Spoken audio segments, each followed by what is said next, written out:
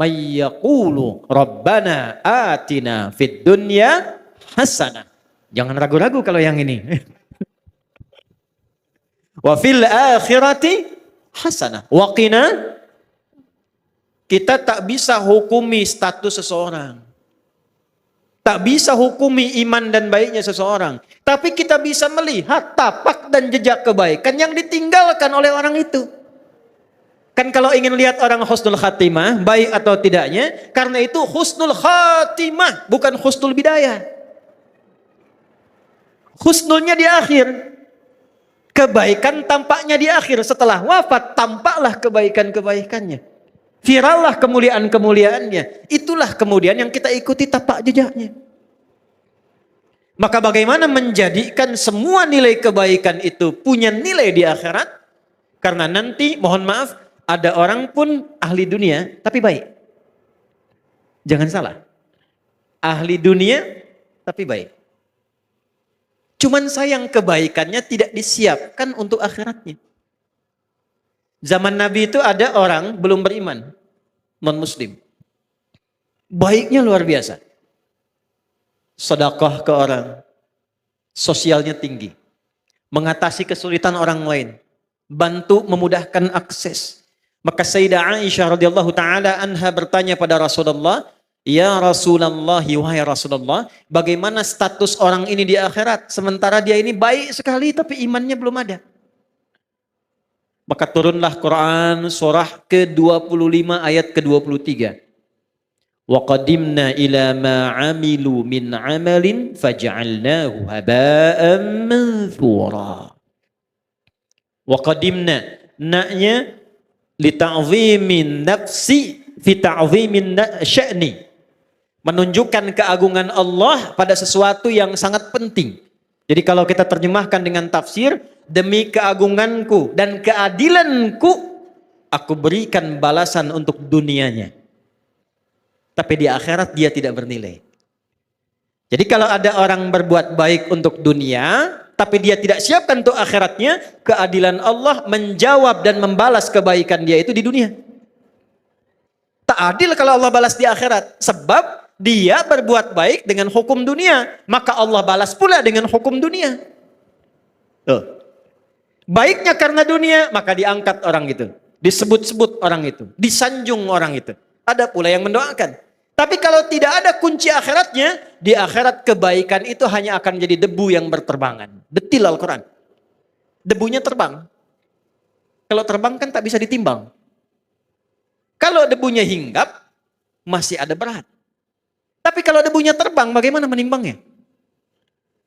Maka kunci pertama, bagaimana kita menyiapkan bekal ke akhirat tanpa meninggalkan dunia. Yang pertama, rubahlah rutinitas dunia kita menjadi ibadah. Satu. Maka berubahlah perbuatan kita dari sekedar rutinitas amal, punya sifat ibadah namanya soleh. Maka amalnya berubah menjadi amal soleh. Setiap amal yang menjadi soleh, maka dia punya sifat baru namanya hasanah. Ketika amal menjadi hasanah, maka dia punya poin. Poin inilah yang disebut bekal akhirat, namanya ajrun. Yang kita sebut pahala. Pekerjaannya tetap dunia. Tapi pekerjaan dunia ini karena diniatkan menjadi ibadah, amalnya menjadi saleh, perbuatan baiknya diridhai Allah menjadi hasanah, maka setiap hasanah punya nilai akhirat. Dari mana dalilnya? Quran surah ke-6 ayat 160. Man jaa'a bil hasanati falahu 'asyru amthaliha. Setiap perbuatan yang baik yang kita kerjakan dengan niat akhirat menjadi hasanah. Akan dikonfirmasi hasanah ini di akhirat dalam bentuk pahala sebagai bekal pulang. Karena itu doanya, Rabbana atina fid dunya hasanah. Dikonfirmasi hasanahnya di akhirat. Wa fil akhirati hasanah. Nah sekarang bagaimana cara merubah perbuatan dunia menjadi hasanah, menjadi punya nilai akhirat? Kerjakanlah dengan menggunakan iman. Saya ulangi, pakai iman. Itulah yang menjadikan hampir kata-kata amal soleh dalam Al-Quran didahului oleh kalimat iman. Contoh, surah 103. Wal 'asr. Innal insana lafi khusr. Illa alladhina amanu wa amilus soleh. Jadi kalau ada iman, sudah pasti perbuatan kita itu dibimbing iman jadi amal soleh. Bukan sekedar amal. Kalau amal saja belum tentu soleh, jadi dunia. Ini gelas untuk minum. Diisi air, kemudian kita minum. Minumnya pakai iman. Maka minum itu amal, meminum menggunakan iman berubah amal menjadi soleh. Minumnya fungsi menghilangkan haus. Imannya menjadikan aktivitas minum punya nilai ibadah. Dituliskan 10 pahalanya. Jelas?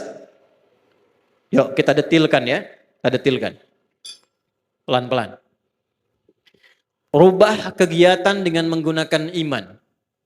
Bapak Ibu kalau ingin mau cek, semua fungsi tubuh kita ketika disebutkan dalam Al-Quran, itu umumnya disebutkan imannya dulu, baru fungsi tubuhnya. Jadi kita ini melihat saja sekarang, itu pakai iman Bu. Kalau ingin dapat pahala akhirat. Jadi urusan melihat saja ini ada pahalanya. Urusan bicara pun ini ada pahalanya. Kapan melihat berpahala? Kapan berbicara melahirkan pahala untuk bekal akhirat? Ketika melihat, berbicara, mendengar menggunakan iman. Saya tanya ibu sebentar. Bu, apa fungsinya mata? Tuh, salah kan? Mata bukan sekedar melihat. Kalau melihat saja, itu fungsi dunia, tidak beda dengan hewan. Kambing melihat. Kambing melihat tidak? Melihat. Ayam melihat.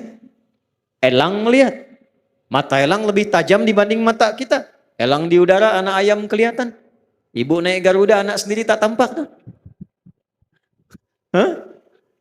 Tapi mata kita dihisab, mata elang tidak.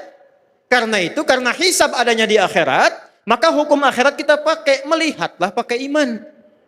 Dari mana rumus melihat pakai iman? Laki-laki Quran surah ke-24 ayat 30, perempuan ayat 31-nya.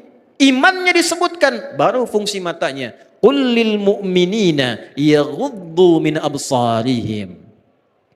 Qul katakan Muhammad, viralkan. Bahasa sekarang viralkan tuh, viralkan. Ya, karena orang sekarang senang yang viral. Ya. Kalau Nabi sudah sampaikan, sudah kita like and subscribe saja. Tidak usah banyak komen, tinggal viralkan. Qul lil mu'minina, Muhammad katakan, viralkan pada pria-pria yang masih merasa punya iman. Awas loh. Bentuknya, awas hati-hati. Isim fa'il dalam bentuk maf'ul, kata benda, bukan kata kerja. Allah tidak mengatakan kullil ladzina amanu. Allah tegaskan kullil mu'minin. Ketika ada objek, ya, kita yang diminta ini, objek itu kita. Ya, yang diminta oleh Allah, menggunakan kata benda, isim, itu hukumnya lebih kuat dibandingkan kata kerja. Karena benda tidak berubah. Pekerjaan masih bisa berubah. Ya, contoh, ini gelas, sampai kiamat kurang 2 hari, tetap akan jadi gelas. Tidak akan pernah jadi ayam. Karena benda. Tapi semua terkait pekerjaan, ya, maaf, termasuk masuk kepada sifat, karena dia unsur pekerjaan pasti berubah. Sayang, itu sifat yang masuk pada kata kerja. Orang tua sayang pada anak, diberikanlah pelukan, diberikanlah senyuman, pekerjaannya itu. Ya, tapi sayang itu tidak selamanya akan sama. Coba ibu saya tanya, suami ibu dari awal nikah sampai sekarang sayangnya sama enggak? Ah, kencang tuh, tidak. Ke masjid itu berangkat pekerjaan, bisa ada orang semangat, bisa ada orang lambat, tergantung motivasi. Tapi kalau benda tidak berubah. Maksudnya apa? Ini sepanjang mata masih tetap jadi mata, bagi orang beriman fungsinya tidak akan berubah. Apa fungsinya? Yaghuddu min absarihim. Imannya akan membimbing matanya hanya untuk melihat apa yang dibenarkan oleh imannya. Bila kata imannya ini tak baik, maka ghaddul basar. Kata imannya palingkan. Karena itu standar pria yang punya iman, imannya akan menuntun matanya dan membuat batasan. Ini yang boleh dilihat, ini yang tak boleh dilihat. Beda dengan yang belum punya iman, semua bisa dilihat. Lisan, dari mata turun ke, oh jangan langsung ke hati aja mbak. Dari mata turun ke lisan, ke mulut nih. Apa fungsi mulut? Mulut ketika disebutkan di Quran, imannya dulu disebut baru lisannya.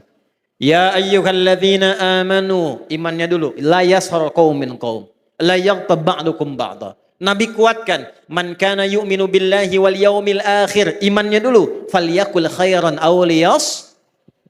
Ternyata mulut fungsinya untuk berkata yang baik-baik. Kalau punya iman. Jadi kalau kita bicaranya dituntun oleh iman, setiap bicara kita dituliskan pahala itu. Untuk bekal pulang. Jadi pahala itu bukan hanya dalam sholat. Pahala bukan hanya dalam zikir. Setiap kata-kata kita zikir. Setiap langkah kita itu zikir. Kalau diniatkan lillah untuk ibadah, itu ada pahalanya.